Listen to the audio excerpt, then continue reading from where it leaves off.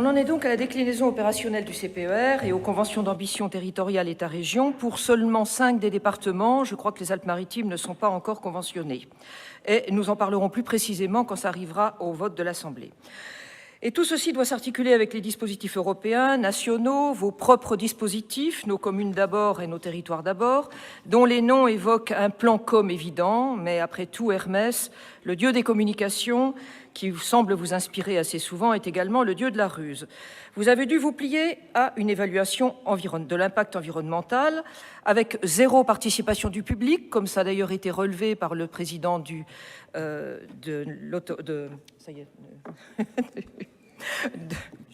CER, et 0 avis de l'autorité environnementale, les services de l'État ayant jeté l'éponge, à moins qu'on ne leur ait suggéré de regarder ailleurs.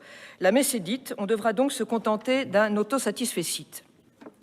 Pourtant, comment réduire les déchets à la source sans évoquer le suremballage?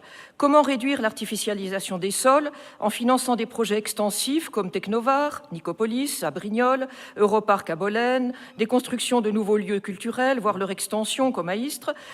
À toutes les plateformes de déchets, méthanisation, la liste est longue, je vous en fais l'épargne. Le document est classique dans la forme et on peut regretter qu'il ne s'en dégage pas une vraie stratégie pour notre région à la lecture des conventions territoriales. Nous vous ferons l'épargne aussi de l'inventaire de tous les secteurs concernés, sauf peut-être la santé, qui est notée mais pas contractualisée. C'est habituel, je crois, alors que votre deuxième plan cancer est financé essentiellement par le CPER et les fonds européens. On doit aller chercher où le financement? Dans le plan de relance, dans un futur avenant, dans le budget, où on ne retrouve que 550 000 € pour l'instant, ou dans les crédits valorisés. Alors, les crédits valorisés, parlons-en. Ces fonds versés dans d'autres cadres qui nuisent gravement, pas à la santé, mais à la compréhension budgétaire du CPER et, in fine, à son évaluation. En clair, Monsieur le Président, on n'y comprend plus rien. Vous allez me dire que je ne suis pas spécialiste, contrairement à certains, et vous aurez probablement raison. Mais le problème, c'est qu'on n'est pas les seuls à ne plus rien y comprendre. Les députés de la Commission des finances s'y sont plongés, et leur rapport est sans concession. Ils s'interrogent sur la pertinence des CPER, dont le nôtre. Ils s'interrogent sur la sincérité de la programmation et ils concluent, je cite, « à un manque d'informations financières et qualitatives, à un décalage entre la programmation et les crédits budgétés, à une intégration de projets non matures, à une exécution financière chaotique, c'est sévère. » Et hélas, on retrouve aujourd'hui dans ce CPER quelques similitudes.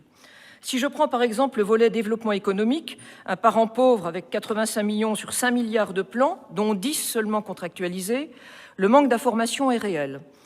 Beaucoup de crédits sont fléchés aussi vers les priorités environnementales et climatiques, gouvernementales et régionales, qui se confondent d'ailleurs, normal, avec la même étiquette, politique quasi officiellement, c'est la même politique. L'intégration de projets non matures et décalage de programmation et crédits, oui. En aménagement du territoire pur, en mobilité aussi, où les crédits programmés portent sur la période 21-22, mais correspondent au CPER 2015-2020 par prolongation du volet mobilité jusqu'en 2022. Circonstance exceptionnelle, me direz-vous. Oui, mais pas que. C'est compliqué aussi et presque normal du reste pour le développement économique et la recherche, qui obéissent à des cycles longs. Ils ont besoin de temps pour réussir. J'aime bien à ce sujet une phrase d'André Giraud, vous devez vous en souvenir, Monsieur le Président, ancien ministre et créateur de la SOGEMA. Elle a le mérite de poser les choses et on devrait savoir s'y arrêter de temps en temps, si la communication et l'immédiateté ne primaient pas sur l'action raisonnable. Il faut tant d'années pour la recherche, tant pour l'investissement, tant pour la création des plus-values de parts de marché. Rechercher des plus-values immédiates est généralement voué à l'échec. Et pour ce qui nous concerne, vouloir intégrer des projets non matures est généralement aussi voué à l'échec. Autant, d'ailleurs, vous affichez une volonté en ce sens dans vos propres contrats régionaux, c'est vrai, autant il ne transparaît pas réellement dans ce document. Enfin, pour l'exécution financière chaotique et les prévisions de dépenses exponentielles, prenons garde à l'ivresse du « quoi qu'il en coûte », Monsieur le Président, qu'elle ne soit pas suivie d'une gueule de bois financière régionale monumentale. Ces financements tous azimuts pour ce CPER, plan d'avenir hors norme, un peu brouillon, signe de l'action publique de l'État creux, comme décrit par Jean Lecas, on en a malgré tout besoin. Il est perfectible? Comment? Il faudrait faire des choix, n'y mettre que des projets prioritaires et réalisables. Ce n'est pas le catalogue de la redoute des collectivités, un CPER. Simplifier et rendre son évaluation possible. Et puis, il faut arrêter de mentir aussi. Où sont les 10 000 hectares que vous aviez promis de redonner à la nature dans les 6 premiers mois de votre élection? C'était dans votre programme, je n'invente pas. En conclusion, nous avions voté en décembre 2020 le contrat d'avenir en pleine crise Covid et en totale solidarité avec nos vallées alpines détruites par la tempête Alix et qui bénéficient avec ce plan de plus de 300 millions d'euros d'urgence.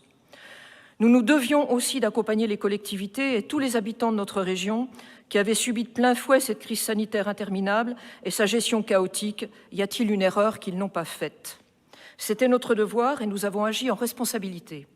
Aujourd'hui, plus d'une année après, nous restons solidaires, bien sûr, mais ce document est une feuille de route de la politique du gouvernement, de la vôtre, et ce n'est pas la nôtre. Nous ne nous opposerons évidemment pas au CPER. Le but n'est certainement pas de priver nos collectivités et nos habitants des financements qui leur reviennent de droit. Mais nous nous abstiendrons. Je vous remercie.